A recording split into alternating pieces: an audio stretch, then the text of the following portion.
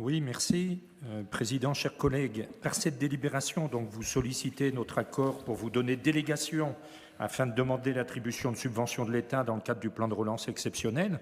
Donc, évidemment qu'on est d'accord pour demander les subventions, c'est une évidence, mais la démarche de donner délégation, si elle semble logique, encore faudrait-il qu'on soit au courant quand même et d'accord sur un contenu minimum.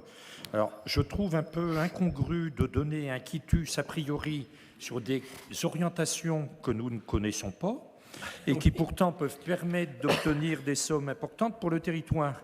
Il ne s'agit pas de donner délégation pour la signature de simples marchés ou pour de l'achat public. La démarche de signature du plan de relance, elle n'est pas technique, elle est éminemment politique. Et donc, vous citez juste sur une seule ligne des subventions pour la rénovation énergétique des bâtiments et les projets numériques. OK, mais c'est bien court. Ces idées sont louables, chers collègues, mais il nous faut beaucoup plus d'ambition. Et on vous propose, quand on dit qu'on ne contribue pas, on vous propose, nous, de se mettre au travail ensemble.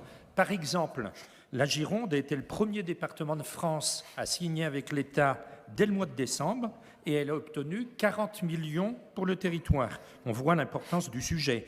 Ils vont bénéficier, par exemple, de 14 millions pour la rénovation énergétique, 9 millions pour les mobilités douces, qui comprennent aussi bien les aires de covoiturage, pistes cyclables, voies dédiées au covoiturage ou d'autres choses pour le transport collectif, 10 millions d'euros pour le cadre de vie des personnes âgées, 5 millions 4 pour la transformation numérique, ou encore 1 million 2 pour la cohésion sociale, notamment via la culture. Donc on voit bien à travers cet exemple de la Gironde qu'il y a nécessité de travailler sur le fond et les grandes orientations qu'on veut donner. C'est ce qu'on vous propose, Monsieur le Président. Je sais bien comment vous... Les méthodes, on est rarement d'accord. La méthode... Laissez-moi finir. La méthode, on définit les grands enjeux, les objectifs, les projets, et puis on se bat pour obtenir de l'argent pour que ça devienne des actions. Ce n'est pas simplement demander de l'argent, on définit ce qu'on veut mettre dedans. Parmi les priorités politiques, on pense vraiment, nous sommes convaincus qu'on peut se mettre tous d'accord face à l'urgence climatique et aux précarités, s'engager en faveur de l'innovation dans les territoires, accompagner le vieillissement de la population. Il s'agit d'accompagner la transformation environnementale et sociétale de notre département et ça peut se décliner dans la plupart de nos compétences. Et ça doit être des projets structurants.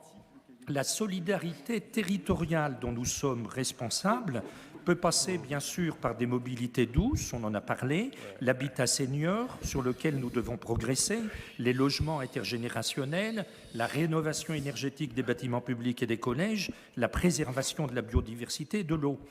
La plupart de ces projets n'apparaissent même pas aujourd'hui dans les orientations budgétaires du jour.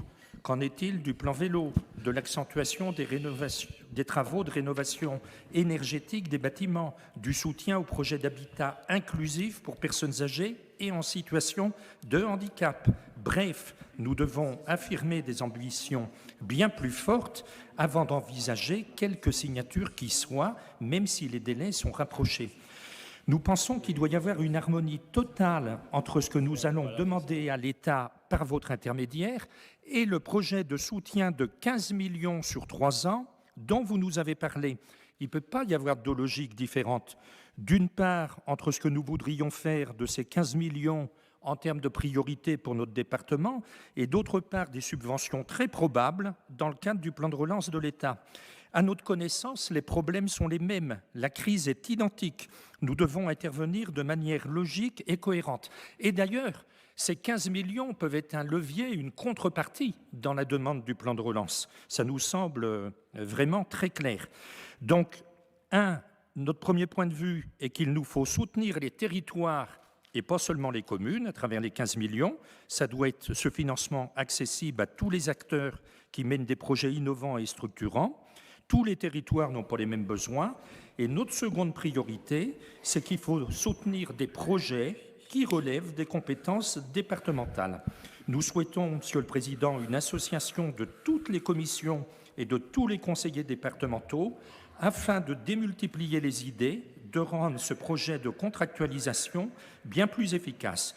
Donc, en résumé, un travail collectif de toutes les commissions pour cette demande de subvention pour le plan de relance et une réflexion commune entre plan de relance et 15 millions pour les territoires sur des objectifs liés à nos politiques départementales. Je vous remercie.